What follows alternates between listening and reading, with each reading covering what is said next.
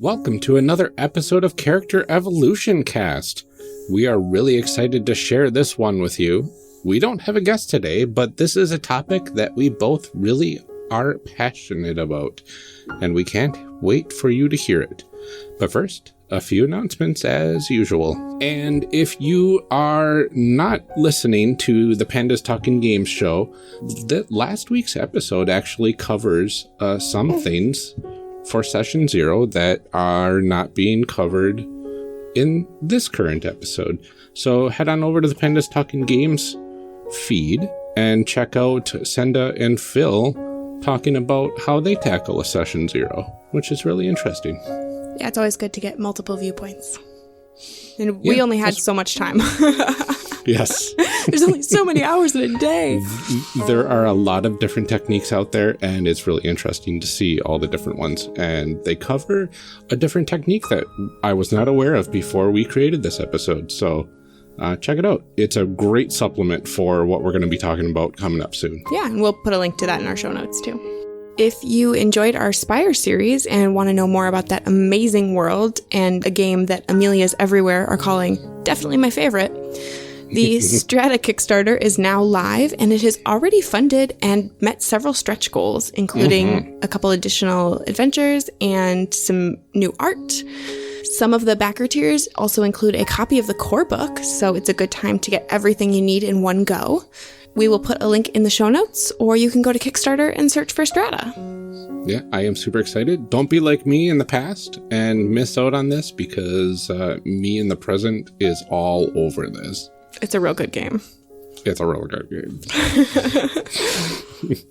Speaking of good games, we will both be at a Catacon in Dayton, Ohio, November 9th through the 11th. Come and say hi to us, attend our panel, and play games. A bunch of other great people will be there, including folks from the One Shot Network, and of course the RPG Academy Network, and even a number of people you've heard on our show. We will put a link to the website in our show notes. And whether you can hang out with us at a Catacon or not, we would still love to talk to you. You can follow us on Twitter at CreationCast and participate in our Tuesday and Friday character creation prompts. Or you can head over to our Discord, where we talk about pretty much everything. And you can find that at discord.charactercreationcast.com. And speaking of hearing from you, we'd love to know what you think of the show. We love reading your reviews and all the other feedback that you share. And it really makes this experience a million times better. All right, Ryan has a baby in his little studio with him. She's making squeaky noises, so I get to read the review. Ha ha ha. It's titled Worth Every Listen by Duke Luke from Singapore. The show format allows its hosts and guests to deep dive into technical analysis of the system while still having fun and being welcoming to its listeners. Every month is a journey into a different system, some familiar and some more obscure, but all of which are thoroughly discussed. Character creation is, as expected, examined in great details, but Amelia and Ryan also go to great length to talk with their guests about options for character evolution and how well these mechanics fit the game's other elements, such as themes and atmosphere. Their guests all love and know the system they play inside and out, so it's a blast to listen to. But don't let that fool you into thinking they would blindly defend the system. Many constructive criticisms of each system can be gained from listening to their experience, which helps if you're something of a designer yourself. To top it all off, the hosts are some of the most lovely people with very pleasant voices in the RPG podcast world. It's worth every listen. That was super nice and very thorough. That was very thorough. We appreciate it. We love reviews like that. Yes, so much. And with all of that out of the way, here is the episode.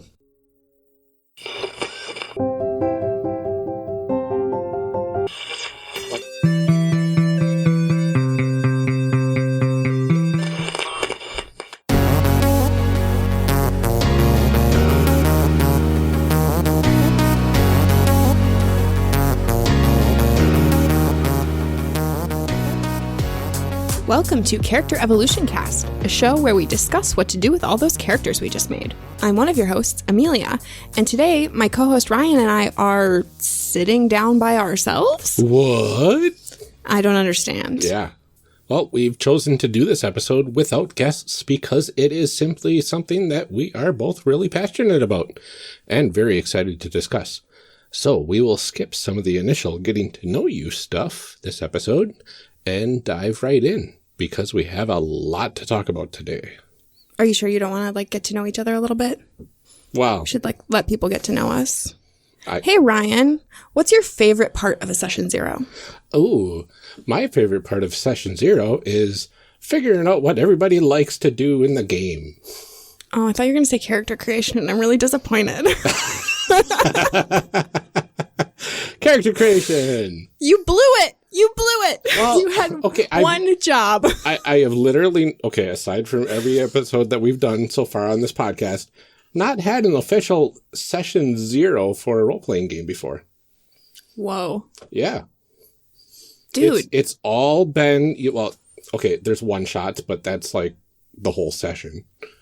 But fair. Also, for any campaigns, it's always been make your characters, come to the table with your characters and a little bit of a background, and we will make sure to fit you into the adventure somehow. Well, today we're going to talk about why that's not the best way to do stuff. Exactly. Or why it's, in my opinion, not the best way to do stuff. Correct. I don't want to tell anybody that they're doing anything wrong. Mm-hmm. But if you are having fun not having a session 0, feel free to keep doing that. But please listen, and we hope that you take away something really awesome that you can bring to your group and hopefully even enhance your game and have even more fun. I agree. Now you have to ask me what my favorite part is. What is your favorite part, Amelia? Or you can ask me a different question. It's up to you. But it's right there, and we haven't heard the answer yet. Amelia, what is your favorite part for session 0? Actually, it's setting up expectations for the game. I should say character creation after I just gave you I'm highly all of disappointed that you didn't say character creation, Amelia. Garbage for it, but, well, that answer was already taken, so, so I'll say something different.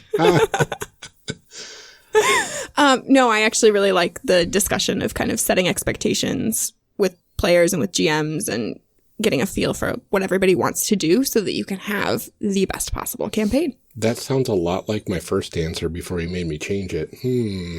Well, that's just because I wanted to have the better answer. I guess that's true. Okay. So now, should we get into this? Yes, please. Okay. So I think we need to start by explaining to people, what is a session 0? Basically, a session 0 is something that you do with your group, as a group, where you will set expectations for what you will be doing while you're playing your game. Your character creation can happen in a session 0 and probably should. At the very least, getting a feel for what characters everybody's going to be playing. And you should be discussing things with your GM in order to make everything kind of fit together. I think that's a pretty solid rundown. Yeah. A lot of games I shouldn't say a lot of games, a lot of newer games I'm noticing do character creation as its own session. They basically have a built-in session 0. Mm-hmm. So especially, I think the common example is like a Powered by the Apocalypse game. Oh, yeah. Where you have all of those group questions, like all of the relationship questions, and characters are very intertwined. You can't do those by yourself. And so those are usually part of the actual game, is building all of your characters and developing those relationships. Some of them have some world building as part of that. Yep. That is true to some extent of Powered by the Apocalypse games. I know when I played Descent into Midnight at Gen Con, we did that with that game. Yep. That's a big part of that game, is defining the worlds and actually kind of making up the situation too. Mm-hmm. So that is all done together as a group. Now, I'm interested because you said your experience is not making characters as a group. Correct. So how does that feel different when you go to play a game? Have you played a game where you've created characters as a group? You must have, because you've played some PBTA stuff. Yeah, I've played a few PBTA games at last year's Acadecon, and so we definitely created characters at the table. And that experience is definitely a lot different than bringing your own characters to the game. Because when you're creating your characters ahead of time, it almost feels like you're banking on your GM having a planned session out, a planned story ahead of time. So you'll make your character, you'll get your single character's details to the GM, and they'll be fitting your character's story into their story somehow ahead of the first session of the game. Yeah. And this is my hill to die on. This is my soapbox. Yeah. That I don't like when we do that to GMs. I don't love that expectation that you can just bring whatever you want and the GM will figure it out. Like, that's just really kind of mean, honestly. Yeah. It's just kind of mean to do to your GM. It's definitely an old school mentality, very 90s and earlier sort of gameplay style, because in a lot of those games, the GM is effectively God and controls absolutely everything. And the players just care about who they are and maybe makes up some of the NPCs that are in their lives. But then once the game plays, they have no control over basically anything else. Yeah. So it's building characters together isn't necessarily something I had done a lot of in my previous non-podcasting RPG days. I want to say that there was one game where we built them together, or I think we kind of roughly outlined what we wanted, and then we got together and kind of fleshed everything out so that we could make sure everybody had relevant skills and all that kind of stuff. And now we always build them together. Yeah. Whether it's like in a chat conversation online or whether we sit down and actually record a real session 0, we do our character creation together. Yeah. In my experience, that has led to a much more rich game, I think. It's a more full experience, I think, because I have these really strong connections with the other players at the table. My connection is not solely between me and the GM. It's, because I think of it like in the old school games where it's me and the GM and it's Bob and the GM and it's Susie and the GM, but like none of those people intertwine. Yes. And so I think when you get the chance to sit down and do character creation together, it really lends itself to a richer narrative experience. Yeah, 100%. The most recent time I tried to pull a group together, it was a few years ago. I tried to do a Dungeons & Dragons 5th edition with my wife and a few of our friends. And we did start trying to do a session 0. And everybody had kind of ideas of what they wanted to do. But once we got to the table to do the session 0, nobody really had a background in mind for the types of characters. They were like, I want to be this race and I want to be this class, whatever. And so when we started talking about things, we ended up with 2 of them were sisters and they had some sort of relationship with this other person. And there, like all these other interconnections were happening that would not have happened if everybody submitted their own characters blindly to the GM. Yeah. And that's something that Grant said in our last episode when he talked about building characters, as his preferred style was like, I love to be somebody's uncle or cousin or half brother or whatever, because suddenly it matters when that person is kidnapped or whatever. It's not just like, oh, well, sorry for that guy. That sucks. No, I have now this vested interest in your outcome too. You're not some rando that I met on the street. It instantly ups the stakes of every group dynamic as soon as you introduce 2 of the player characters or family members or even like in a romantic relationship or something like that. Absolutely. If you have that sort of strong dynamic right off the bat, these characters care about each other and you're not going to be wanting to think, oh, well, my character would probably not want to join up with this random group of people and risk their lives for this thing that they don't care about. Right. Yeah, that's always been such a weird trope to me. Is like, why would I just go run off with these strangers? Like, maybe that's me as a modern woman, is like, I would not go anywhere with people I don't know, especially if they have swords. Definitely that's a no. But maybe I could suspend some disbelief, but not that much. There's no reason to just go do those things. It's not plausible. Exactly. Which I know plausibility has no place in role-playing games. But, I mean, yeah, I think that it does, in my opinion, lead to a better narrative experience for sure. And I think even if narrative gaming isn't your preferred kind of fun, there's a lot to be said for being able to maximize things in a game, too, if you build characters together. Because it's very easy to say, I have this skill, you don't also need that skill. Yes. Or to like make sure that when you're going over what the campaign's going to be about, that you're picking things that are actually relevant to that, because that's a really important part of session 0 too, is getting an idea of what kind of game you're going to be playing. Yeah, exactly. I strongly suggest that that's a great time for GMs to give their players a sort of elevator pitch for what this campaign is, because you can go into a game of D&D and it could be anything. It can that's a wide open slate. It's a big sandbox world, and you have no idea what kind of D&D game you're going to be playing, what skills are going to be relevant. And there's nothing worse than showing up with this fully made character with this beautiful fleshed out backstory, and none of it matters because nothing ever comes up. Yeah. And so, like I said, even if narrative isn't your thing, there's something to be said for the inner power gamer in some of us, that it's to your benefit to maximize things that way too, by knowing what this game is even about.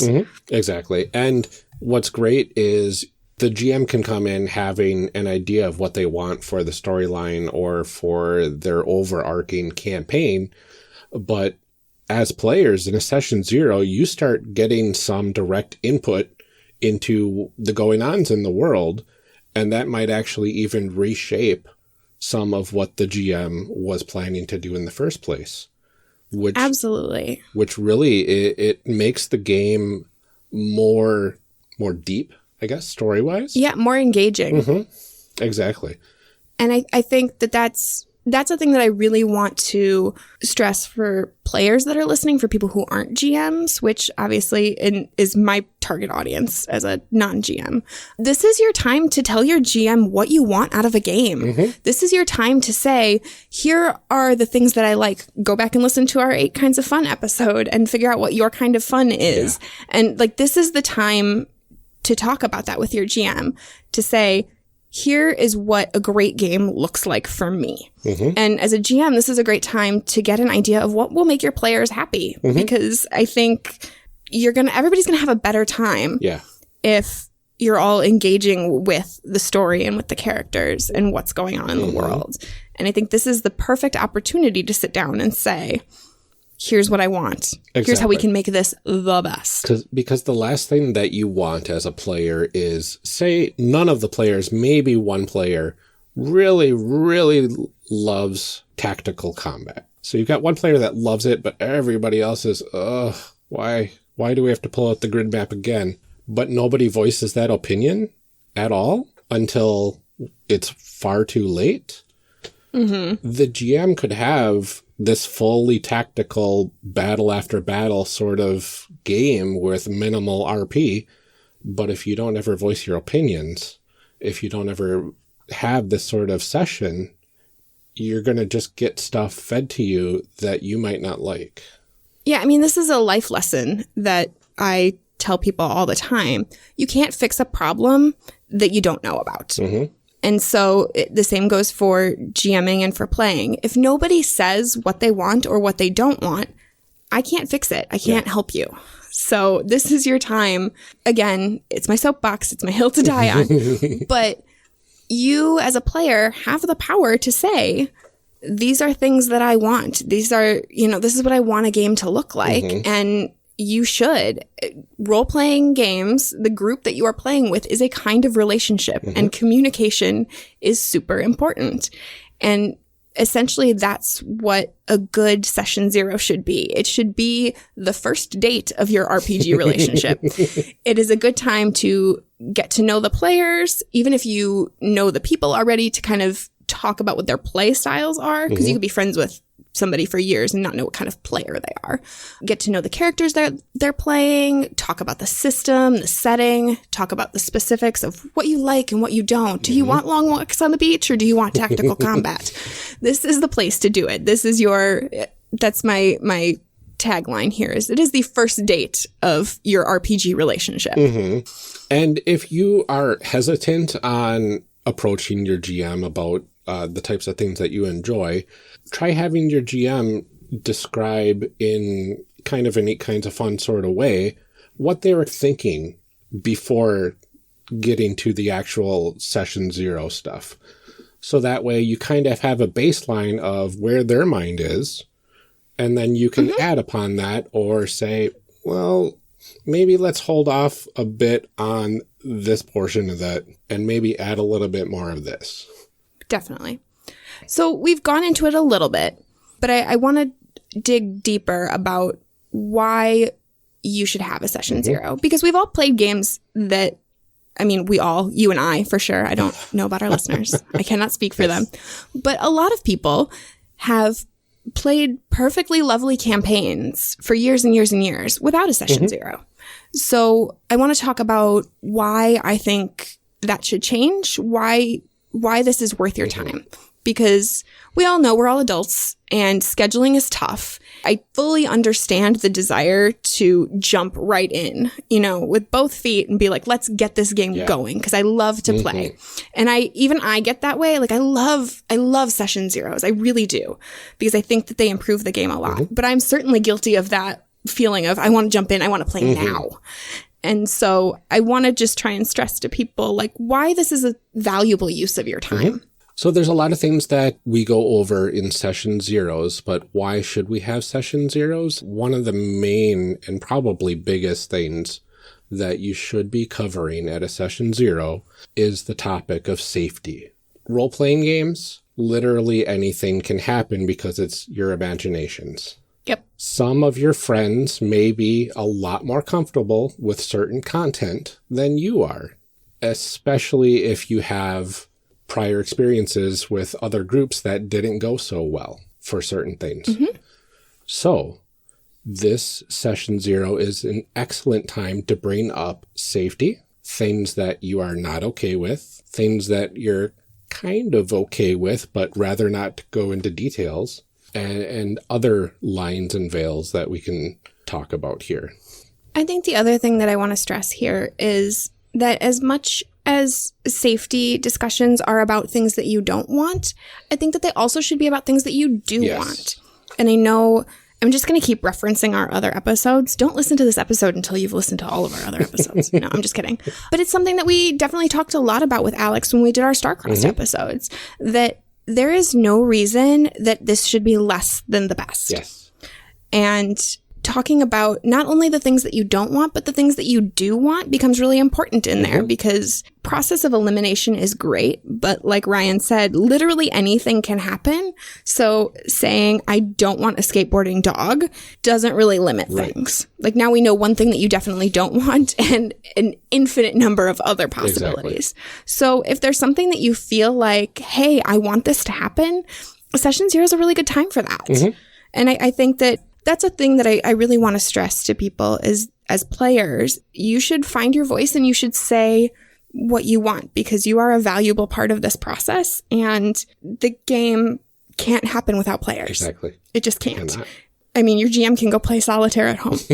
They are important, but you know what? They make GM-less games. They don't make player-less games.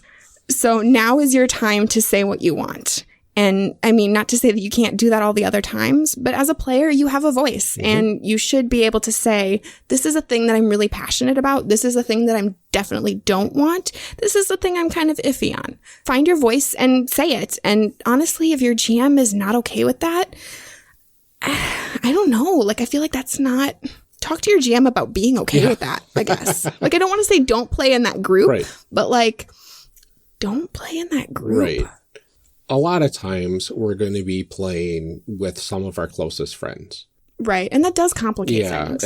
Especially if you've had like past experiences in real life that you're not okay with having those portrayed within the game, but others in your group, and it could be minor things. It doesn't have to be anything super traumatic, but others in the group that have not had those sorts of experiences might say, oh, well, that's perfectly okay to put into this game. And then all of a sudden, this thing is in the game, and now you are feeling extremely uncomfortable and you're no longer having fun. That's a really good point, too, because I think that we address some of this toward GMs and tell players, let your GM know these are the things that I'm uncomfortable with.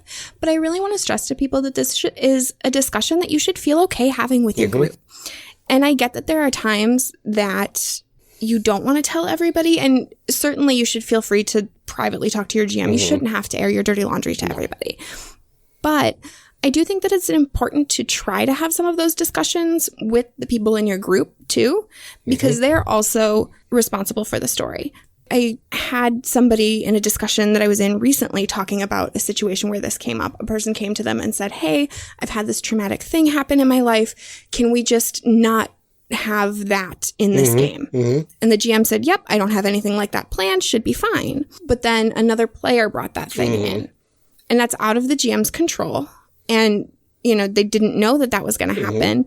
But it's still traumatic for that other player. And so it's really good to have these kinds of discussions with the whole group so that everybody's on the same page. And that kind of leads into a mechanism sort of discussion, things like the X card and whatnot, where if something does sneak in from a different player that had no idea, somebody, either yourself or if you don't, especially the GM, which you've already told, should hit that card and say, hey, some of us might be uncomfortable with this sort of content. Let's back it up and do something different. And that shouldn't have to be something that derails the game completely and derails the fun.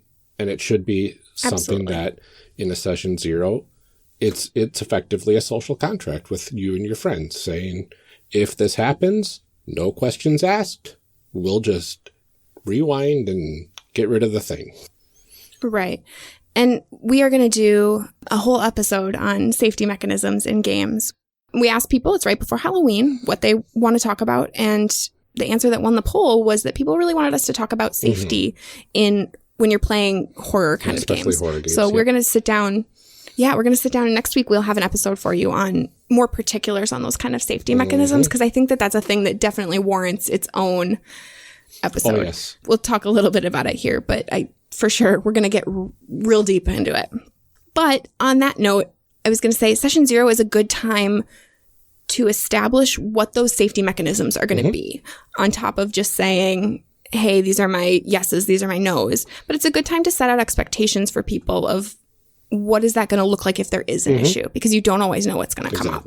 And so, like you said, it's a good social contract to say, here's what's expected.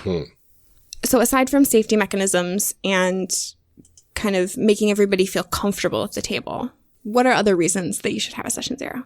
Another great reason, and we hinted at it a little bit earlier, relationships. Getting your characters to like one another when they never knew of each other's existence prior to the first session of your game is really hard and really hard to make believable. You have to have some pretty extraordinary circumstances to say, hey, stranger, let's go adventuring together because we have to save the world together for some reason. Right.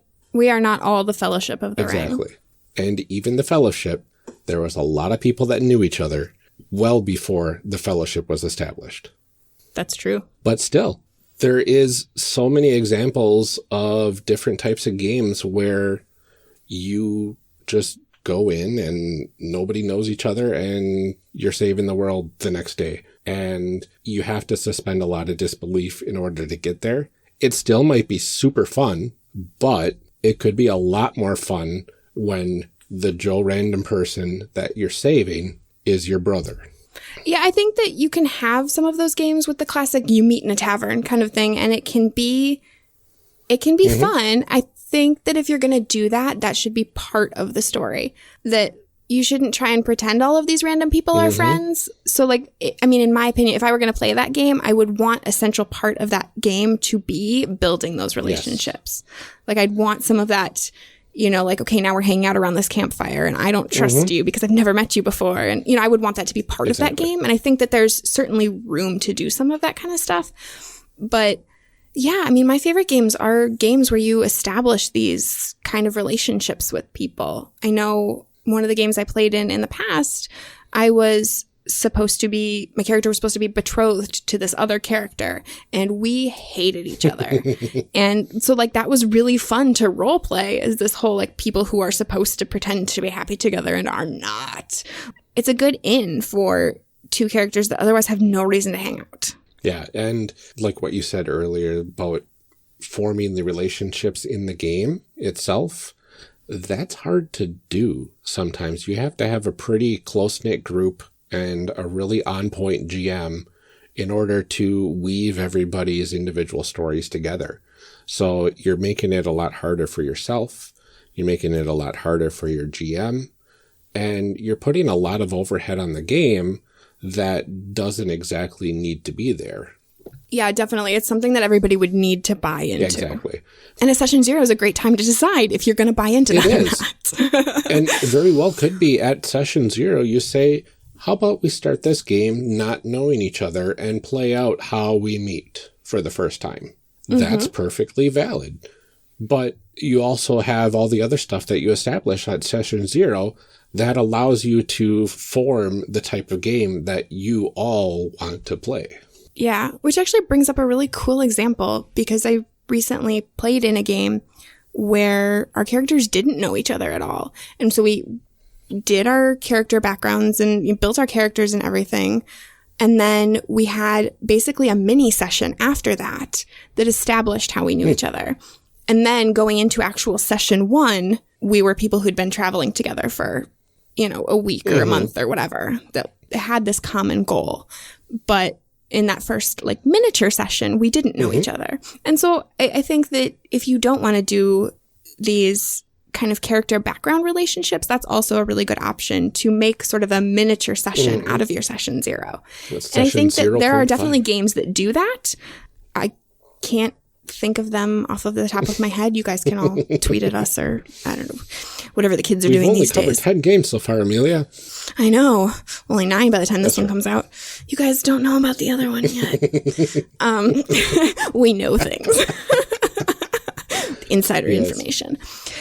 But that is not necessarily the common occurrence. But I do think that that's a cool option if you want to do it that way and you don't want to be somebody's brother or cousin or mother's uncle twice removed. Exactly. You can be a group and you can establish that together and actually play it out rather than writing backstory for it. Yeah, and I think a mini session with your entire group with the intent of this session's going to be how we got together from start, middle, and end, leading right into session 1 is a great idea, because let me tell you, the last time we played, my friends and I played a Heroes Unlimited campaign, which was a few years ago, not too long ago though.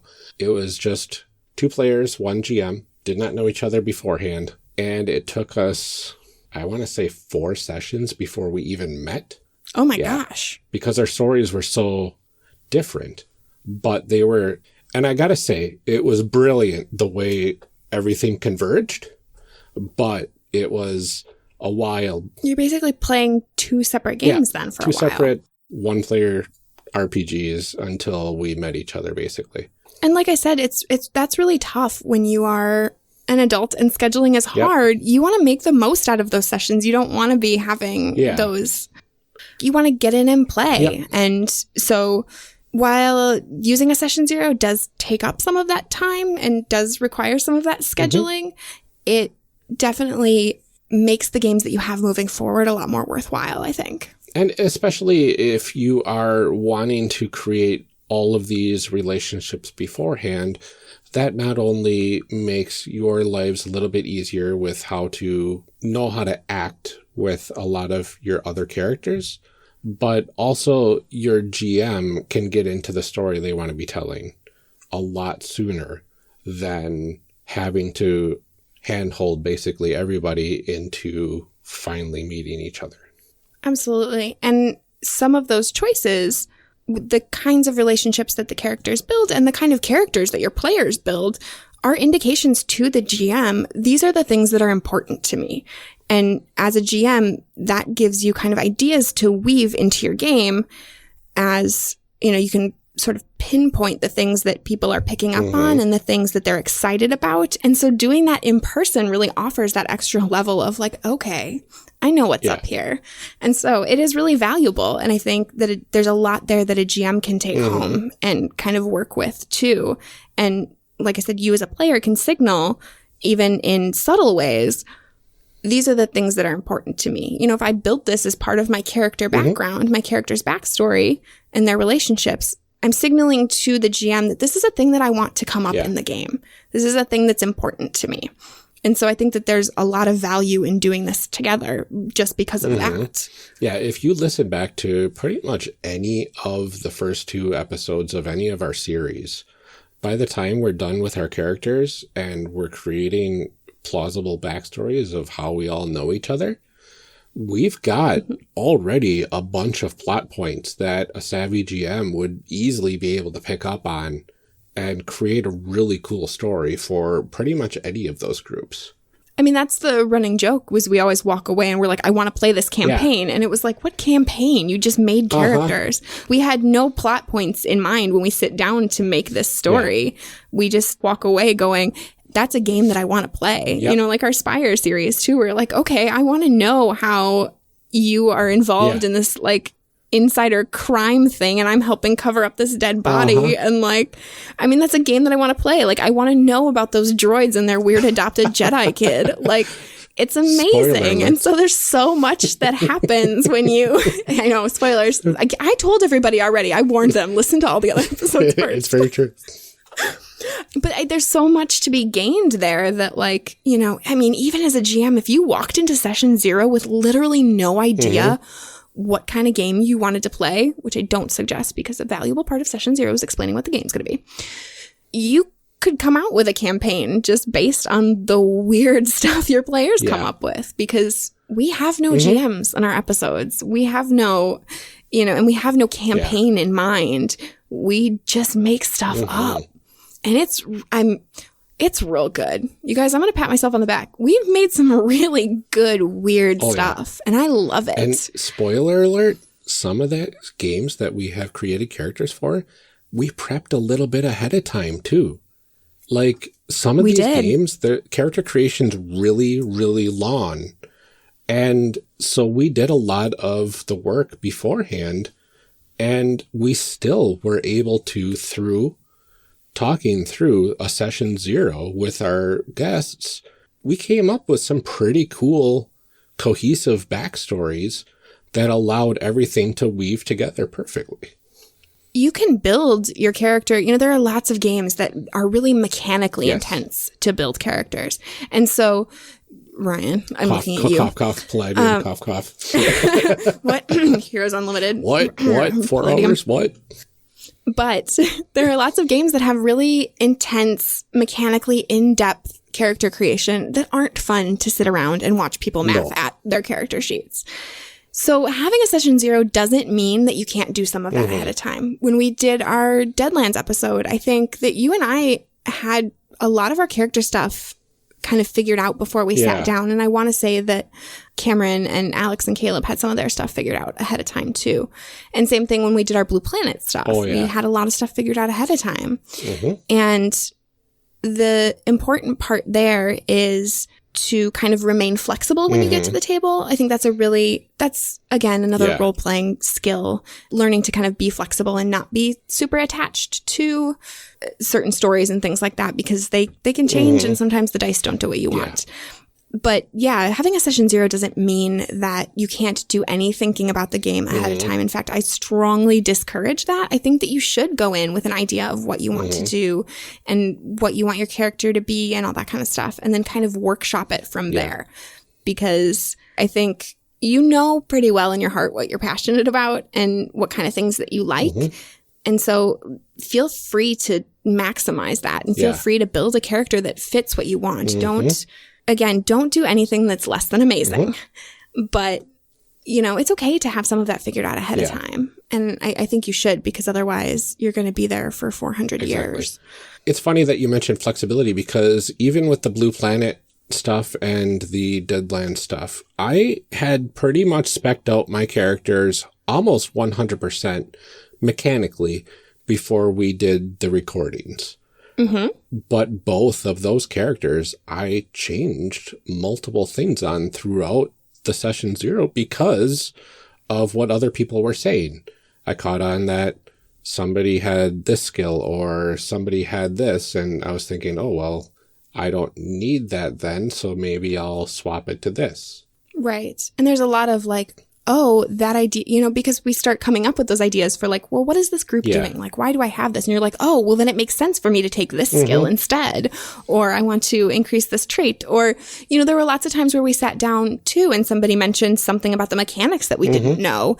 And we were like, oh, okay, I'm going to change these stats around because what you just told me about leveling up later on, you know, I can't buy this later on or whatever. And so there's a lot of value in having those discussions with people too, especially, you know, your GM or other players in your group who might be super familiar with that system too. Especially if you're starting a new system. If you are listening to a lot of our episodes and thinking, oh, well, we should try this game with our group or whatever.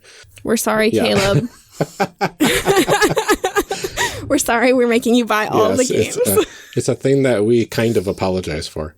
But very half-heartedly. Sorry, not sorry. But if you're playing a new game and say only a couple or a few of you at the table are familiar with the system at all, and maybe one of you is an expert, you're going to have questions when you come into character creation, and especially getting into actually play the game itself. Definitely.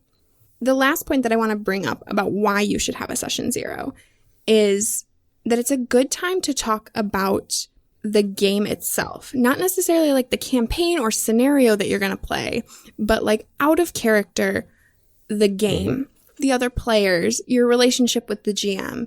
You know, so you want to set up expectations for the game, because I think we've all been in games where you're kind of like not sure what the other people want out of it, or kind of what the etiquette is for certain things. No, I will play a lot of games now too where people spend a lot of time talking out of character. And as somebody who does more AP podcasting, that feels kind of weird to me, because we are talking in character most of the time. And so kind of setting expectations for, you know, how much of that is there going to be. I think it's a really good time to talk about what is the tone of this game. Because there are lots of times where you sit down and you're like, I'm going to play this really good dramatic game. And then everybody gets very silly and you're like not feeling it. Or the other way around, that you want to just sit down and have some fun and do something lighthearted. And everybody's like, no, we're going to solve all the problems of the universe today and have very serious moral quandaries. Yes, and extremely intense court drama. Right. Absolutely. I'm there for it. This sounds like a great game. But I want a light and fun-hearted game. Yes. But like little things like, you know, do we want to have computers at the table? Does that, you know, is that okay? Like, what are our rules about phones? How often are you thinking that we should take breaks? Are there house rules that we're going to be playing with? All of that stuff is good to talk about up front, so that you're not halfway through the game and somebody goes, well, you never said that before. Yeah. Well, I did, because we had a session 0. Yeah, and session 0 is a great place to set a lot of these rules. And you have a phone. You have people with social media.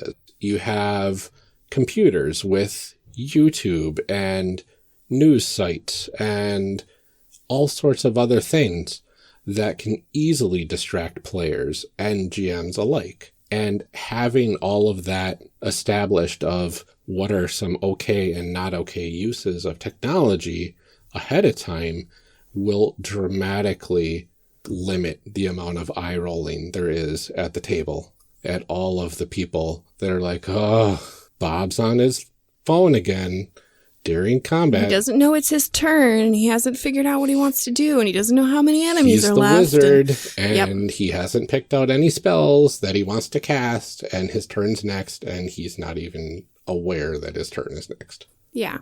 I mean, and definitely that's like any of the advice that we give in this episode. Some of it's going to apply to your games and some of it's not. So for me, I do almost all of my role playing exclusively online. We all record remotely. We play remotely. We use online dice rollers. You know, we do stuff in Roll20. So not having a computer at the table is not an option, because the computer is my game. But, you know, kind of setting those expectations even of like, how much other stuff are you doing? Are you paying attention to the game?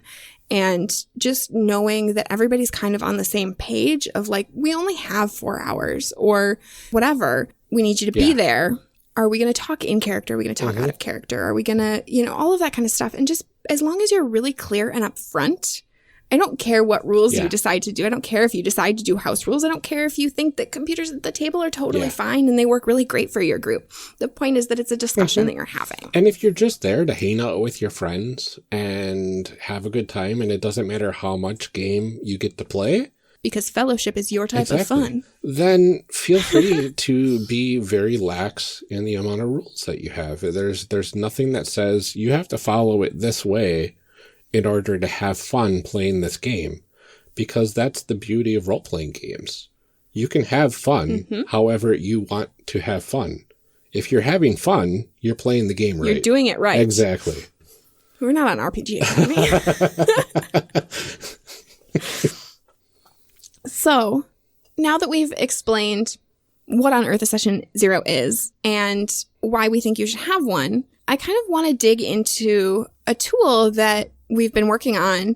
Someone in our Discord server casually asked, hey, does anybody have a guide for what kind of stuff to talk about at a session 0? And I said, I don't know, but someone should. Yes. So we've been putting together a Google Doc, and we will link it in the show notes for this episode. And it's going to be something that I kind of continue to work on because I want to put links to some resources and stuff like that in there as we go. But for right now, Ryan and I are going to kind of run down this document that we've put together that kind of goes over some of the questions and conversations that you should be having, or that we think you should be having at your session 0. And like I said, we'll put a link to it in the show notes so that you can kind of, it's a Google Doc, so you can make a copy of it for yourself if you want and use it for your games, because I think that it's a useful tool just to kind of remind you of things to talk about. Exactly. And I just got to say, Amelia did a lot of the work on this, and if you really like the layout here, you will know a little bit of what our guests get to see when they come on our show and get a very beautiful outline every single time. It's not color-coded like our show outline. Oh, that's okay. I think that the biggest piece here that I want to say up front is that this guide is for GMs and for players. So there are spots where it's kind of broken down a little bit to ask questions of the GM or to prompt them to ask questions of the players. But there's also sections to prompt players to ask questions of their GM, because I think that that's a thing that we don't do enough. And in a lot of the session 0 advice I see, I mean, on top of my soapbox about role-playing advice being for GMs, a lot of the session 0 advice I see is, hey, GMs, these are things that you should ask your players or you should talk to your players about. But conversations go two ways. And so this document does have sections for GMs, but it does have a lot of stuff for players too, because I think, like I said before, this is a really good time to set those expectations. And as a player to say, here's what I want. Here's what would be fun for me. Yeah. I'm going to start right at the top Yes. and say that I think the best place a session 0 should start is with the basic premise of the game. Yeah. I think that knowing what kind of game you're going to play, it's a really valuable part of your character building and part of why I don't think you should build characters alone, because, you know, like I said before, you can end up with this character that has nothing to do with the kind of campaign or scenario that you're going to play. Yeah. So I really encourage GMs in particular to kind of say, here's the elevator pitch for what my game is. Just like a quick couple sentence, maybe one sentence even, rundown of like, here's the splash thing that goes on the movie poster. Like, here's kind of what we're going to be doing. Exactly. You don't want to be creating characters for a land game when your GM has a underwater campaign planned. That's just not going to work. You want everybody to have fun, and you're going to have the most fun when your character matters in this game. Exactly. So yeah, having that right at the top gets a lot of that basic stuff right out of the way and lets you start diving into some really good stuff. The next thing that you probably want to cover is, what does the GM want from the game and what do the players want from the game? You can go over what sort of themes that everybody wants to cover, what ideas that you want to explore, what types of adventure you want to go on. Do you want to have like a redemption story? Do you want to focus around family? Things like that. What sort of tone do you want the game to be? Do you want to play a really serious game? Do you want to play a really silly game? Or maybe you want to dig into something like really dark. That's fine. This is a great place to set what you want from the game. And then also do you want stories or scenes? Are there specific moments that you want to have, things that you want to highlight, like locations or something like that? So there's a lot of different little things that you can talk about at this portion to get what the GM kind of wants out of the game and what the players want out of the game. Yeah, and I think that this is a thing that sort of the old school rule book kind of frowns upon sometimes, is saying like, here's a specific scene that I want to have, or, you know, a specific story beat that I want to hit. Mm-hmm. But I think that there's a lot of value in that as a player. In one of our campaigns, we had a player who said, I have this boyfriend who has gone missing, and I want to make sure that he comes back at some point, and it is a complicated thing my character has to deal mm-hmm. with. And to some people, that feels a little bit metagamey mm-hmm. to say, you know, and because you know this thing is coming now. And I think certainly that's a discussion that you can have in a session 0 mm-hmm. about whether you're okay with that or not. But I do think that there's a lot of value in, like I said, just saying what you want, because I can't help you if you don't tell me. And so I know that that's a thing that's a little bit weird for some people, because it's kind of not how I was quote unquote brought up in role playing to have those kinds of discussions. It was like the GM is doing their thing over there, and you as a player get to experience it. Well, it's effectively a spoiler for the campaign, because you're saying, hey, fit this somewhere into your story, and I don't care how it does it. If you leave it general enough, a good GM should be able to put that into the story where it makes sense. Absolutely. And I think that, you know, when you say something like that, here's a specific story beat that I want to hit. Mm-hmm. You know, like, I really love bank heists, or I really love, you know, like, that doesn't tell you anything about how that's going to happen, mm-hmm. how the GM is going to pull that off, like where that's going to go down. Yeah. But if you say you're playing these criminals or whatever, and you're like, you know what, I really want to rob a casino. Yeah. That's a cool story beat that, you know, like, I love those kinds of movies. Great. You as a GM can be like, perfect. You have just given me something to do, a scenario to write, and I didn't have to think of it. Mm-hmm. That's awesome. And I know that my players will like it because they voiced that to me. Right, exactly. And so I know that when you look at this guide that we've written up, there is some of that in there. And if you decide that that's not a thing that you want to use because you're not super comfortable with some of that metagaming mm-hmm. type stuff, that's totally okay. But I do want to encourage you to kind of think about it, because I do feel like there's a lot of value mm-hmm. in that.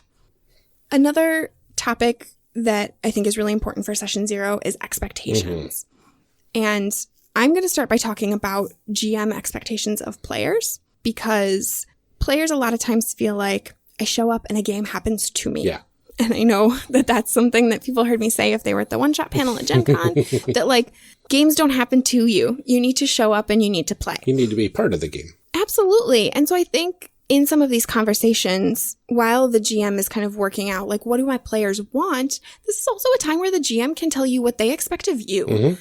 And, you know, what kind of things need to go into a game for it to make it worth their time. Mm-hmm. GMs put in a lot of planning and a lot of prep. And I certainly, in our player advice series, don't want to diminish the role of a GM because they are, like, I love the beautiful stories that they put together, and my life would not be nearly as fun if I didn't have GMs. Mm-hmm. But they are allowed to say that they expect things of you as a player as well. And so I think some of the things that a GM should kind of set up are how much in character versus out of character talk they want.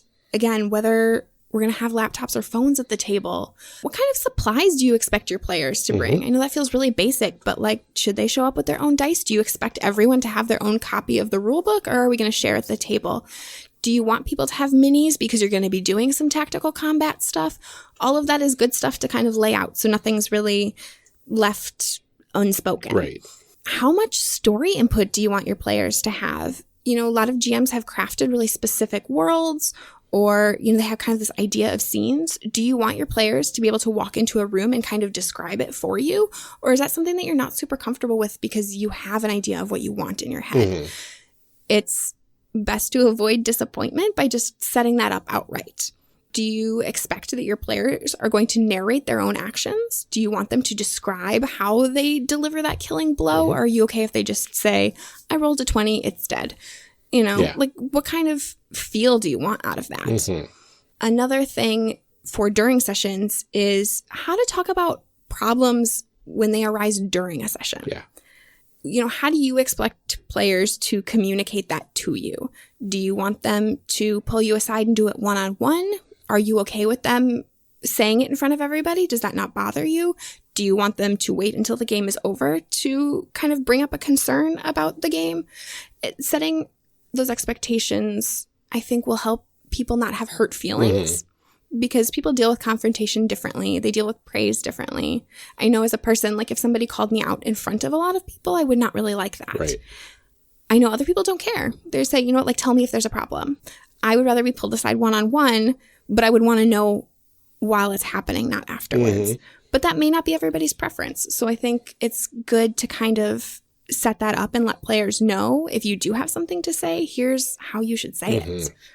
Do you want to talk a little bit about the between sessions section there? Yeah. And then between sessions, you have to figure out what kinds of homework that you want your players to have. Do you want them to be thinking about what their characters are going to be doing next session? Do you want to have them figure out if there's any other portions of their background that they want to be kind of pulling into the story for next time? All sorts of little things that players can do between sessions that will enhance the game for next time. Yeah, I know there have been several games where I've had that there was like a month or a week or whatever of downtime, like while you were traveling, and the GM will say, next time you come back, let me know what you were doing. Yeah. And so you may want your players to kind of think about those little vignettes and come back to you with something to sort of narrate that too. Yeah. And then between sessions, whether or not you want your players to be doing their leveling up for their characters, say you advance to a new level, you can do that. Or if you have an XP buy system, have them spend their XP between sessions. Maybe you don't want to be taking time at the table to do all of that. So you just say, we're going to hold off on all advancement until the session ends, and then you can start doing your stuff between sessions. If you have questions, just hit me up on Facebook or whatever. Between sessions is a great time to do that for games that are designed to allow that. Always little exceptions here and there. Yeah, but that's always a good conversation to have to say, I do want this between sessions or I don't. Exactly. I know that there are some GMs too who say, no, I want to talk to you about what skills you're picking up so that I can, use that or like build that into the story or something like that too. So they may want you to do it at the table. Yeah. And then another thing to talk about is, should people be in touch between sessions? Do you want your players to be discussing the story between when the story is actually happening, or do you want to keep that all at the table? I think that's a perfectly valid thing that a GM could ask of their players. I know that I've had games here and there where we kind of do some between session sort of like playing out some downtime stuff. You have these, time passes, what is happening? Like, what is your montage of that kind of stuff? Exactly. And so some of that is cool to play out between sessions. So you may not want your players to speculate. You may say, like, I want what happens at the table to be the game. If it doesn't happen at the table, it didn't happen. And that's certainly valid. I also think, though, that there are other games where you say, I want to narrate some of this weird stuff that's happening in between that we're not seeing. Yeah. And so, what level of comfort do you have with those kinds of things? Yeah. And how should people do that? Yeah. And if you want your players to even go a little bit more meta and start building a town that's separate from those characters, and say the town that you build will be canon, and maybe you'll visit it at some point. Let them... Oh, that would be so fun. Exactly. Let them have fun with part of your world. That'd be a really interesting way to keep people engaged. World building stuff. Yeah. Dude, that's awesome. So there's a lot of ways that you can keep players engaged. I know as adults, we have a lot of time between sessions if we're not able to find babysitters, if we have variable schedules, if we're doing 2+ podcasts, things like that. If it's the holidays. Like I feel like when I look at game planning too, I'm like, just count out half of November, all of December, and half of January. Like, we're just not going to play. That's pretty much my friends and I, that's what we do. It's, if we can get together in the beginning of November, perfect. Otherwise, it's going to be the next year until we get together again. So let's get it done.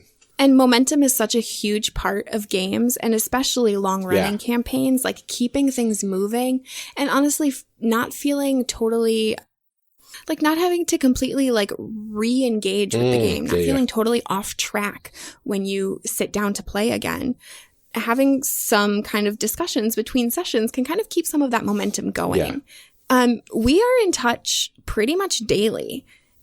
Either talking about like ideas for the campaign or like, here's a cool thought that I had, or, you know, like we're not role playing stuff out, but it'll be like a quick message to say like, hey, here's a thought that I had. So like it's written down somewhere and kind of keep some of that momentum going. But then also just talking about life because these people are my friends. But it keeps some of that engagement, and so you don't feel totally like fresh when you go to start again. It's not like starting a whole new campaign because you haven't had time to play because everybody was traveling for the holidays. And being creative is basically like using a muscle. And if you don't use your muscles, they're going to get weak. So if you've got a good creative outlet, especially if you have a creative outlet that is surrounding the game that you're playing, goodness, you're going to have a better time. Let's see, other things that you can have between sessions is what kind of feedback do you want from the players and how do you want it? So do you want your players to be talking about what's been happening, what they've liked, what they've disliked? How do you want them to contact you about that? Do you want to do that when you're hanging out with them to watch X sports game together? You know, set some sort of expectations and boundaries there. Yeah, I think there's a value sometimes in doing it after a session and sitting down to say like, okay, how did we all feel about this? You know, like doing a little debrief and saying, okay, like what did you like? What did you not like? But I've had sessions where like I walked away and I was like, it was okay. And then like a day later, I'm like, you know what? No, I really liked that. Or, you know, a couple days later being like, you know, this one thing kind of bugged me. And so I think that there's value in possibly doing it both ways.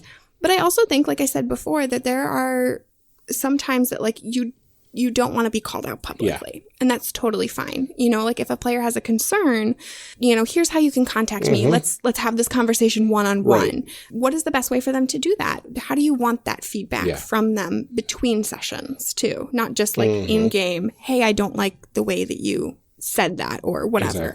You know, but between like, hey, here's a thing that I feel like is going really well, and if we could keep doing that. And another great thing about delaying it a little bit between sessions instead of right after the game sometimes is, say you have a really on-point session and things are clicking, things are moving along at a really great pace. You get done with it. If you've ever gone to a really like exciting movie and gotten out of the movie and you're like, oh, that was the greatest thing I have ever seen. Oh my gosh. And then 2 days later, you're like, but the plot holes. Oh my goodness, that movie was bad. You don't really have a good sense sometimes when you've got your adrenaline going and you're on the high from a really like overall great game to see all the little and it things. might be just that like you had a great time with your friends. Like the friendship part of it was awesome, but you walk away and you're like, I don't remember anything that we did in that session. Like the game itself wasn't great. Exactly. You know? Or maybe you walk away and you're like, this was a really great game, but I'm having issues with that other player or whatever. Like there are times where like a little bit of perspective can add a lot. And so, yeah, I think there's a lot of value in doing it, not just right after a session, but also a little bit later on. Because I think right after a session, stuff is still fresh in your mind too. So sometimes that is a good time to give feedback. But I personally would suggest that there's a lot of value in both, but it's a discussion to have. Like, how do you want it? When do you want it? You know? Exactly. Again, these are GM expectations of players. And the last little bit that we have for between sessions is, what kind of feedback do you plan to give players yourself? I think player feedback is super underrated.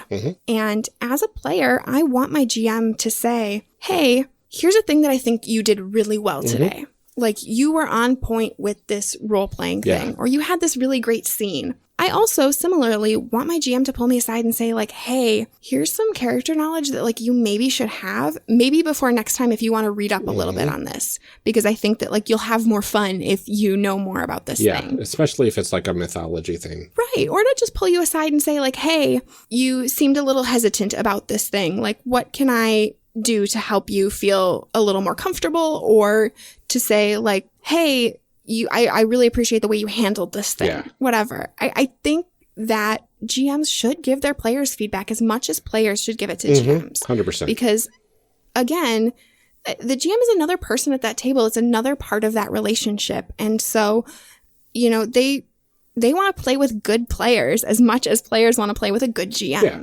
And so I think that players should be open to feedback. And I think that GMs should be open to giving it. Exactly. And again, this is a negotiation. This isn't this is what's happening. This is you're having a discussion between the GM and the players, and this is the expectations that are being set for your game. This is session 0. As a player, you may look at your GM and say, you know what? I don't want feedback on my character voice. For me, sometimes it's like, you know what? I know it's bad. I don't need you to tell me. Like, I don't need you to tell me that I didn't do a good job on that. There may be things that as a player, you're like, you know what? I don't really care and I don't want to hear it. Say it more nicely than that. But again, yeah, it's a discussion. And so you should feel free to say like, no, I don't really want feedback on that. Or like, that's not a thing that I'm super comfortable talking about, or I'm embarrassed by my inability to do good character voices or whatever. Exactly.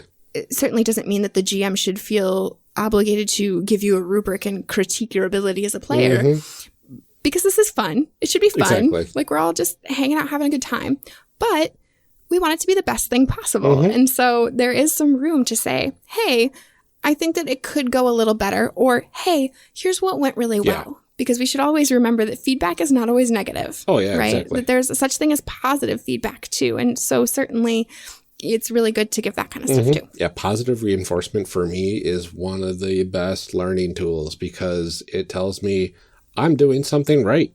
And that feels so good. I strongly agree. I think we all respond better to positive feedback. Yes. So remember, when we talk about feedback, it is not just negative feedback, but positive feedback as well. This section kind of mirrors what we talked about with GM expectations of players, but now we go into player expectations of the GM. There are some things that are specific to a discussion with your GM. Should the GM make roles out in the open, or are you okay if they do it behind a screen? How do you want the GM to answer rules questions or disputes? You know, do you want them to take the time to look it up in the book, or do you want to say, you know what, I trust your judgment? That's fine. Are there any house rules that you want to go over, or that you would love for your GM to implement? Hey, I played in this other game and we did this thing. It worked really well. It would be cool if we could do that here. This is the time to have that discussion. Again, like we said before, how much power do players have to define scenes or to narrate or describe things? You want to ask your GM how they're going to handle problems that arise during a session. You know, if there's a problem with another player, are they going to pull them aside one-on-one? Are they going to pause the game and talk it through? Do you want to wait until the game is over? Yeah. All of those kinds of things, like we said in the GM section, are things that you guys should kind of negotiate and have a discussion about. Yeah. And one of the things that this kind of brings me to is it's a negotiation. It's a discussion with your GM from your perspective. So don't expect this to be you need to do it this way because that's how we want it, and have them accept that as law. This is I'm suggesting that this is the way it should be. And if it's not, that's okay. Right. I think, you know, as much as we talk about the GM isn't God, they don't make all the rules. It's important to remember that just because the players outnumber the GM does not mean that their word is law either. Like, again, this is a relationship. It needs to be give and take. There needs to be open communication about things, and you need to set expectations. Compromise. That's entirely what this is about. Compromise is the key word in any good relationship. Exactly. But, you know, just say what's important to you, say what isn't, and be really open about that, because again, it's going to go better if you say what you want. Exactly. You know, it's like anything else in life. Yeah. Now we're leading kind of in between the sessions for the player expectations of the GM. basically, a lot of this will be mirroring what the GM's expectations were. We want to know how much communication should we be having with the GM or each other between the games.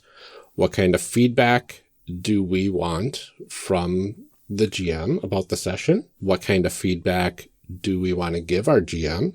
Can or should players engage with the story between sessions? And how much should the GM tell players about what is coming up?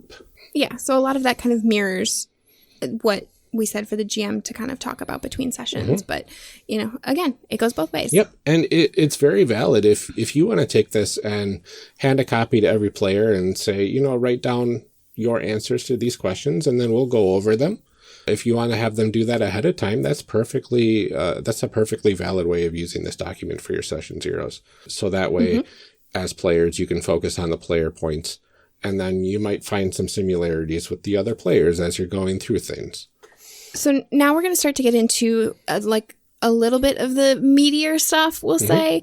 But I also want to say that we're actually not going to get too deep into it. So we're going to talk about safety in your sessions and kind of how to navigate that in the session zero. But we're going to dig much deeper into that in another episode because it is a thing that's really important, and it's important to navigate well.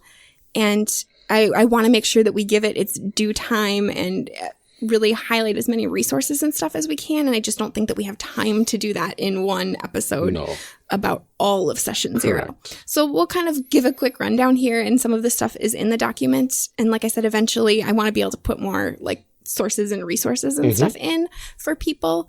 But for now, we'll just kind of cover the bare bones basics of this. And I promise that next week we'll really dig in deep.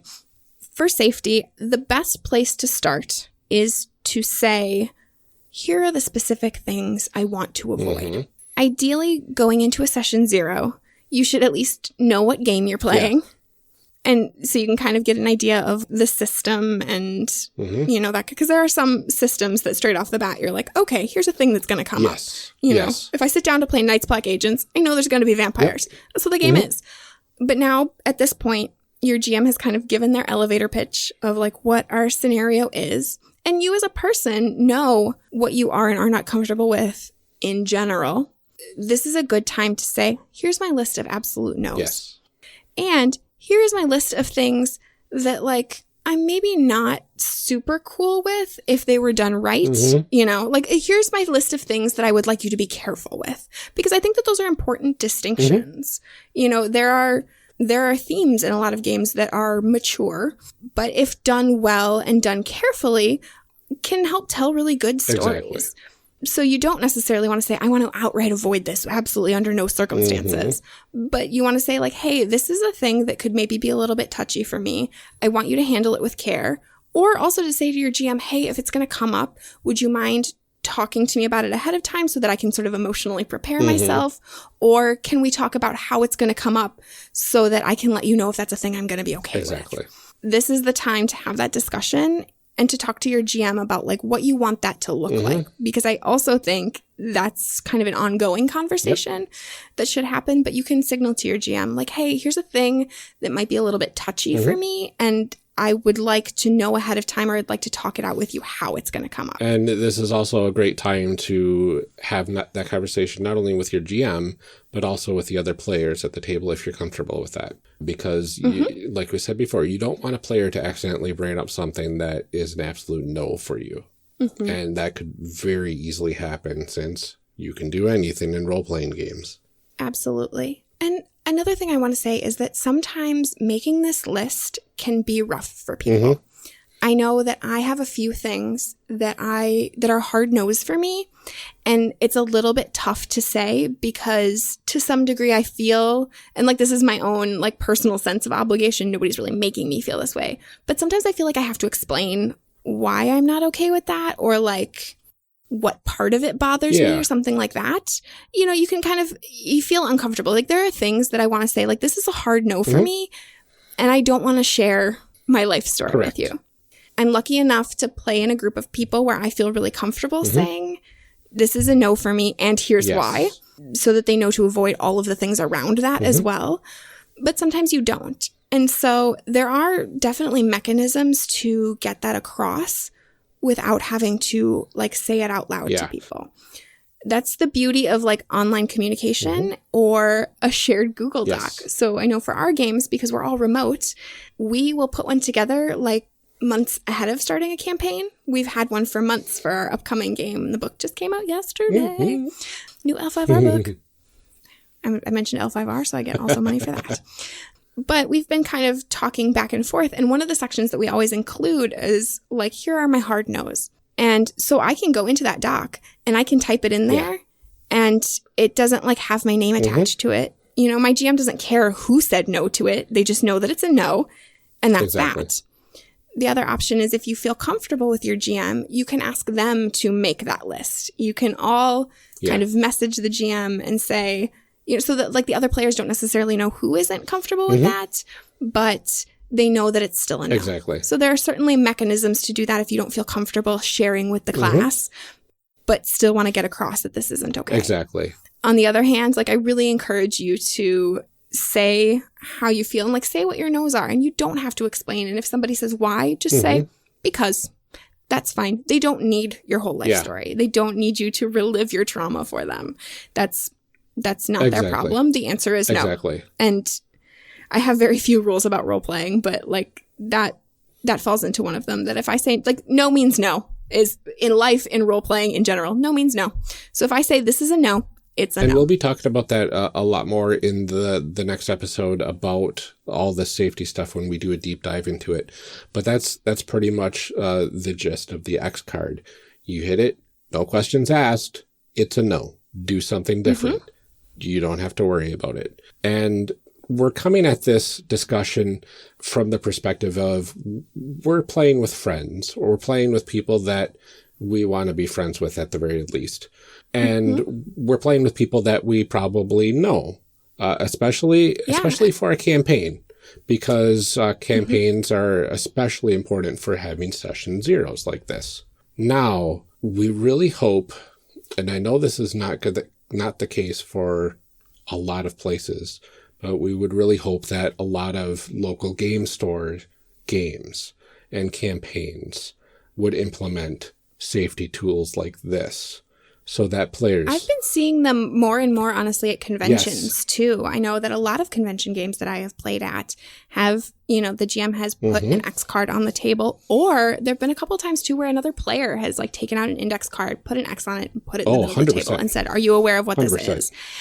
Please remember, as a player, if you're in a convention game or something and you want to implement the X card, do it. Do it. Like, just have the courage of your convictions. Throw that thing in the middle of the table. Ask the GM if they have a Post-it note, or rip off a piece of paper, whatever, and just say, you know, explain real quick to the table, like, here's what an X card is. Here's how it works. I want to establish this rule. And you are fully within your right to say, this is a thing that makes me feel safe at the table. And if somebody has a problem with that, that's not a table that you need to play especially if you're playing with strangers, especially at a con, or especially at a brand new game store game. If you don't know the people you're playing with, this is a perfectly acceptable tool. You can use it. And if they refuse, they probably aren't worth playing with. Period. Absolutely. You know, when you play with people that you know, I can sit down with my friends and, you know, like I said, because we communicate pretty frequently, they know what's going on in my life. And they can be like, you know what? Amelia's had a week. Like, let's just avoid that particular thing, because we know that that's been rough. Exactly. And when you're playing at a convention game or a game store or something like that, you don't necessarily have that benefit of knowing those people or what's going on in their lives. And they don't know you and what's going on in your life. So absolutely, you should feel free to implement your own safety tools if they are not provided. And GMs, if you are running a game at a game store or a convention, it is so important to make people feel safe at your table. 100%. And I'm sure that's something that we'll dig into next time, because I think that, like, we have a whole plethora of tools that can help you do that and not totally stall your game, because I know that that's a concern with people too. They're like, well, I mean, if somebody taps the X card, then it just ruins the whole game. And it's like, no, they're not Xing your game. They're Xing that stupid thing you just said. Like, be respectful, you know? Stupid or suboptimal. Suboptimal, yes. So, and less than amazing. And as Exactly. Alex says. We'll go over a lot of that in the next episode about safety. So basically know that there are a lot of mechanisms that one can use to implement these safety tools. And this is basically where you would choose which one you want to use and discuss how it's going to be used during the game. Another thing that you should definitely talk about is how to handle things that come up that aren't necessarily a hard no, but could be awkward or uncomfortable. This is a thing that I think comes up in horror games, which is kind of where we're going to be directing our next episode because it's Halloween. But in games where you have romantic relationships too, it's definitely a little bit weird to like look across the table at somebody and, like my GM is playing my date and now we're going to narrate this sex scene. Like, no, we're not doing that. And so these are the kinds of tools where you're like, okay, I'm okay admitting that this thing happened. I do not want to narrate and I do not want to role play it. This is the kind of place to say like, these are things that I'm kind of like on. And here's how I would like them to be handled. Exactly. Because it's difficult to flirt with your friends. And doing that in character can be fun, but it's not fun for everybody. Can be so uncomfortable.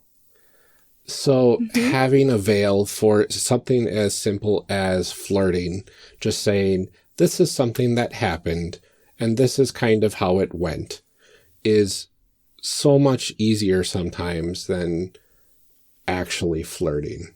Because boy, howdy, that's, And this is a good time to discuss that because people are different too. So like I can hear how you're talking about that and saying like, ooh, it's super uncomfortable. Whereas me, I'm like, that's a thing that I really want to do in a game. I really want to play out like a character romance with somebody and like have this, and I would be totally comfortable like with, depending on who I'm playing with, obviously. But like, that's a thing that I really want to try out. But clearly you're not the person to try that out with. And so I'm coming from the perspective of my friends and I. And totally. No, I mean, I'm not saying specifically, but I'm saying like at a table, it's a good discussion to have because like if you and I didn't know each other or like say I was one of those friends and I was totally comfortable with it and then I go to approach you and you're not not very comfortable with it, that's not going to be fun. And so you can say like, hey, if it does come to this, that's the thing that I don't want to do. And I can say to, my GM or another player like, hey, I'm totally cool with that. That's fine. I'd love to see how that goes. So those kinds of discussions too are not just game specific, but can be like a little more granular and be player specific too. Exactly. And you can say, like we said, that I just want to like narrate this. You can also just say, I want to say this thing happened. Yes. Because sometimes you don't want to describe in detail everything that happened. We talked a little bit in our AP episode about the different kinds of character voice, that there are in character, there's sort of paraphrasing and explaining, and then there's out of character. Yes. And so you may want to out of character say, here's the thing that happened.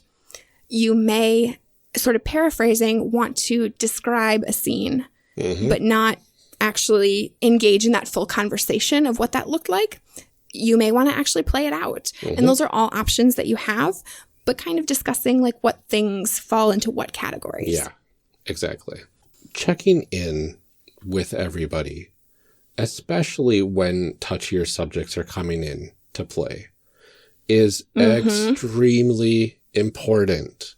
If your GM is planning to introduce one of your quote-unquote veils, that we'll talk about the terminology later, if they're planning to introduce something that you are okay-ish with, then check in with them to make sure it's not turned from an okay-ish into a hard no.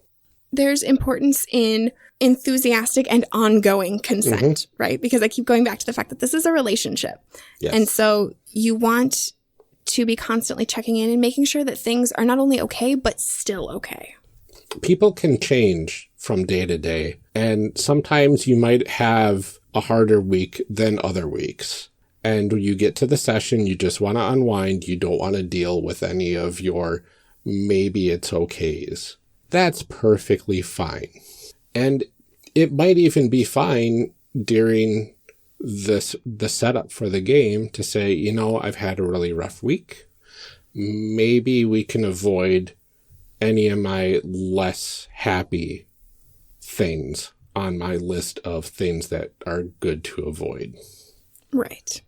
And I think sometimes too, just like the way things are brought up, like how they come about. You could say that, like I'm okay with death in my games, Yep. but I'm not okay with my character's mom dying because, whatever. Yeah. You don't have to explain. But, there may be like certain subsets of things that you're not okay with, or like the way that it came about in the story is particularly rough for you. Yeah. For whatever reason, checking in with people as it comes up is good. Check in not just in your session 0, not just when you first bring up the topic, but as it goes along, hey, are we still okay? Exactly. Is this still good?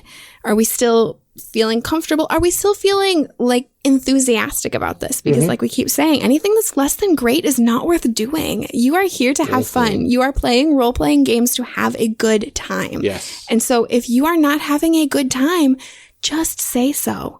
But also make sure that the people around you are having a good time. That is part of your responsibility in this role-playing relationship.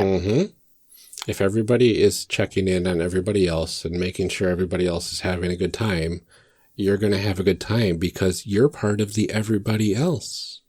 Right. Absolutely. And it doesn't have to derail a whole game. You don't have to stop and be like, okay, I'm going to introduce topic X now. Is everyone okay with that? Yeah. You can just kind of say, like, look at the person and be like, is this okay? Even just like look at them and give them like a nod, I mean, there's lots of ways to communicate those things with people. But as long as you are, like I said, phrasing it as a question too, I think I said at one point, give people the option to opt out. Yes. And, that is advice for GMs, for players. Like, look at everybody around you and make sure that you're all having fun. Because even if you and I are playing out a romantic relationship and something's happening and we're both totally okay with it, but our friend Jim Bob over here is not, then we should stop.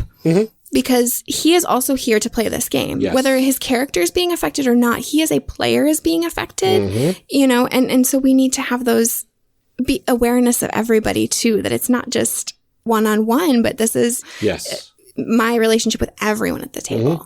Yeah, I just heard this recently, I believe on a podcast, where they were talking about they play with their husband, and there was a point where they would flirt with their character would flirt with their husband's character, but the husband got uncomfortable about that in front of all of their friends because it was kind of like PDA, right? And that's totally can be weird for people. Like, and people can feel weird about things for a variety of reasons. And again, it doesn't matter why you're uncomfortable. You don't owe anybody an explanation. Exactly. This is a game. You're here for fun. Have fun. Just, I mean, and those are the kinds of things too that you wouldn't necessarily put on your list of hard no's, right? You wouldn't say like, no, definitely no flirting. But in the moment, you're like, you know what? I don't really like this. I thought I would be okay with it. Or it's a thing I've never tried before. And I thought I would like it and I don't. So stop. Like, you don't go buy some ice cream, not like it, and then keep eating it. Like, no, you stop. This is just like that. If you don't like it, then stop. Yes, exactly. And if someone else doesn't like it, stop. Yes, that's even more important. Yes. So, and again, we're going to do a deep dive into these at some point. I know we've talked a lot about it because it's an important subject, and I definitely want to make sure that people know some of it. But if you want to like learn more about some of the specifics of this or some mechanics that can kind of help you work this out at the table or ahead of time, definitely listen to us next week because we're going to have a lot of talk about that. All right. So once you have gotten all of that wonderful session 0 stuff out of the way, there's still a little bit of work that you need to do. This is the out of game. Yes. Some of the out of game stuff, right? So how often are you going to be playing? Are you going to be playing in a weekly game like we might have done in college or high school? Or is it going to be monthly, which is going to be maybe a little bit more easy to handle when you have families and newborns and jobs and all this other real life stuff that might get in the way? How long are your sessions going to take? Are you going to be there for 4 hours? Are you going to play all day?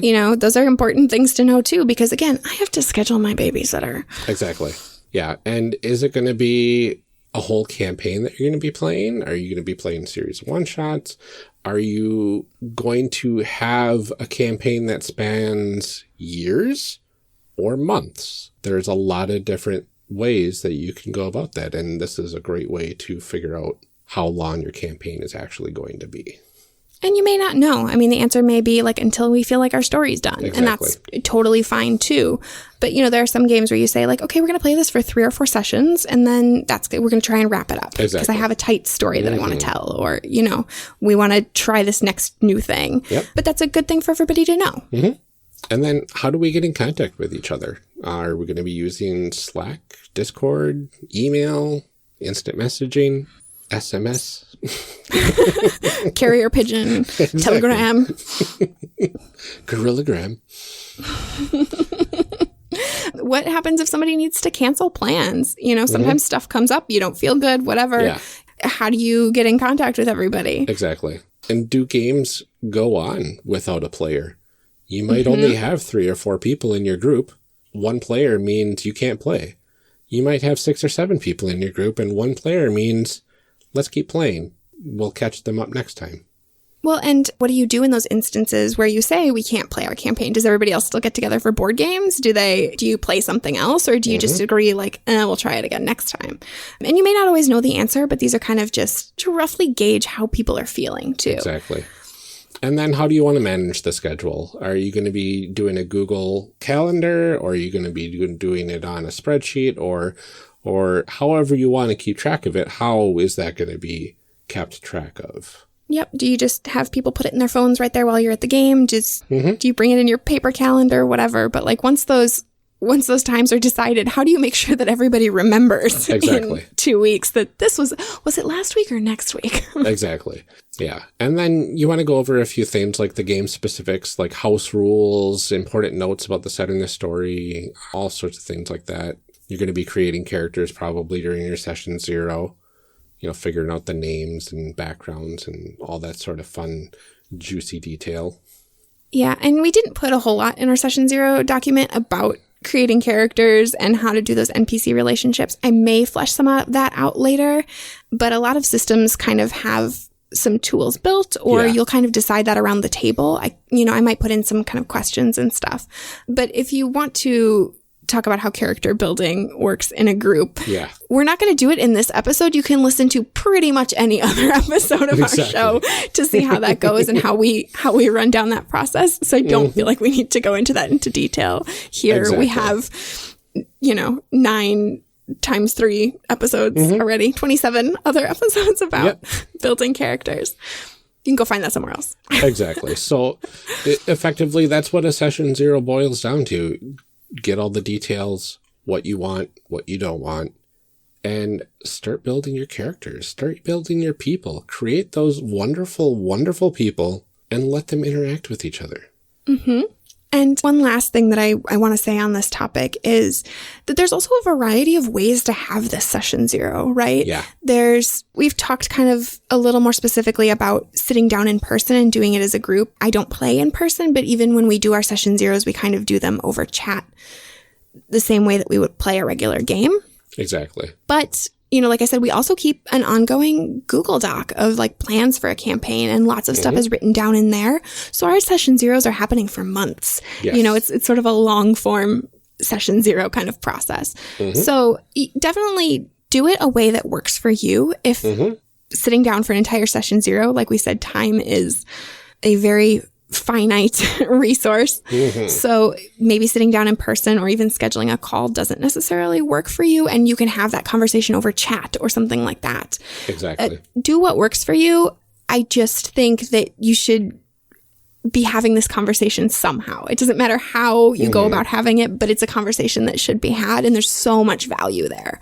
Yeah. And especially if you're comfortable with it, have it open with everybody that's going to be at the table, players and GM alike, because you never know when one of your friends is going to have some really brilliant input into something that you want to do. Maybe that'll make a better story. Yeah, I feel like you hear that in a lot of our episodes too. Somebody will suggest something and you're like, oh, yes, absolutely. And you want to be able to have those kinds of moments too. And so this is the beauty of a session 0 is not just a lot of that like nitty gritty scheduling detail, not just talking about safety and stuff like that, but just really like, the whole goal of a session 0 is to sit down and say, how can we have the best game possible? Exactly. And here are some tools to help you do that. Here is an outline of things to kind of remember to talk about if they apply to your game.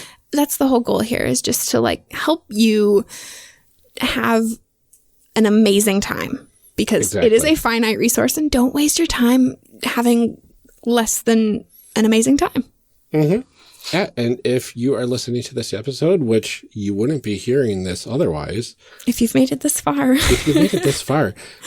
If your group doesn't listen, let them listen to this episode before the next session 0, because they might be able to glean some stuff from it that may have passed you up. So that way everybody is just as educated going into these really, really amazing sessions to create the best game possible.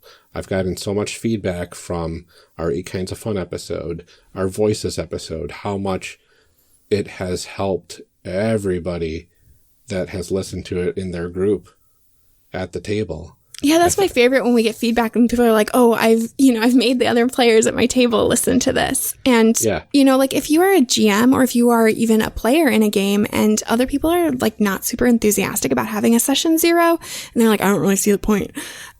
Let us be the bad guys. We will explain it and we will tell them what's what. You send them my way and I will have words at them. And those words are this episode. Exactly. And we will let us explain it, because we just spent a really long time explaining it. So you don't have to. Exactly.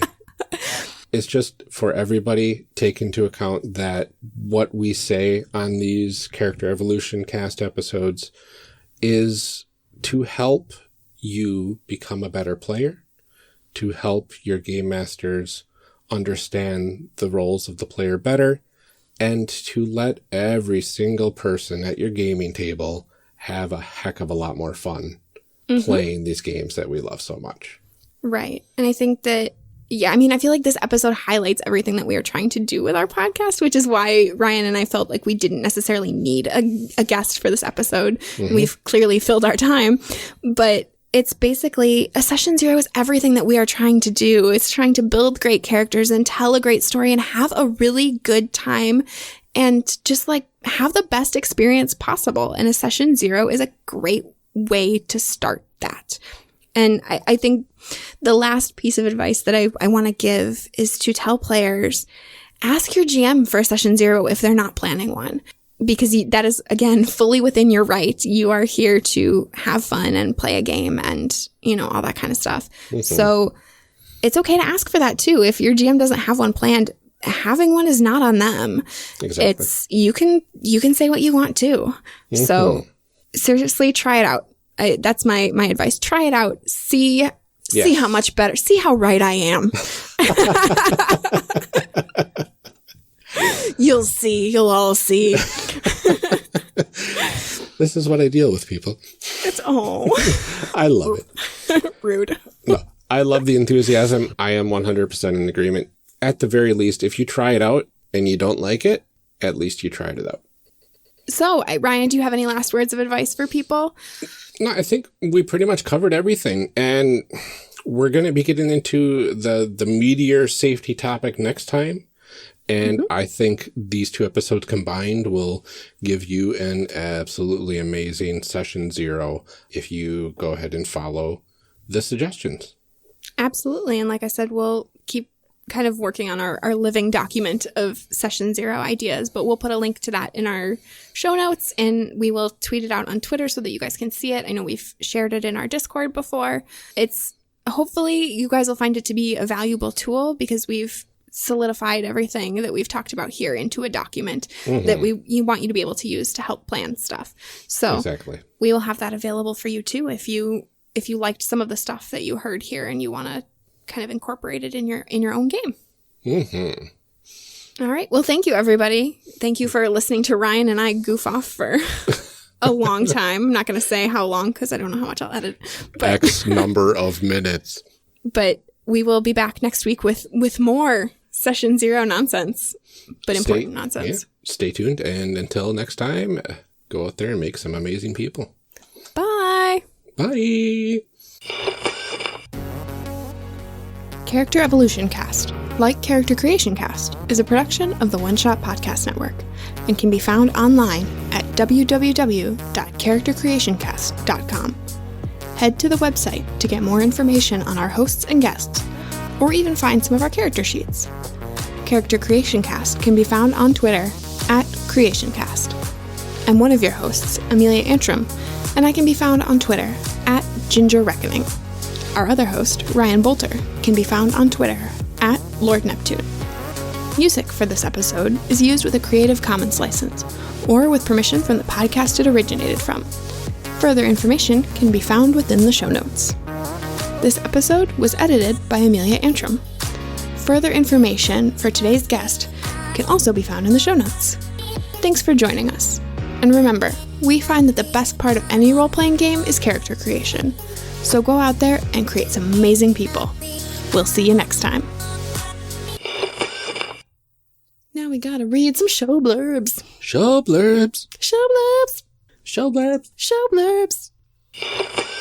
Character Creation Cast is hosted by the One Shot Podcast Network. If you enjoyed our show, visit oneshotpodcast.com, where you'll find other great shows like Adventure. Adventure is an actual play podcast that focuses on the fun of fan fiction and is set in your favorite fictional universes. Join host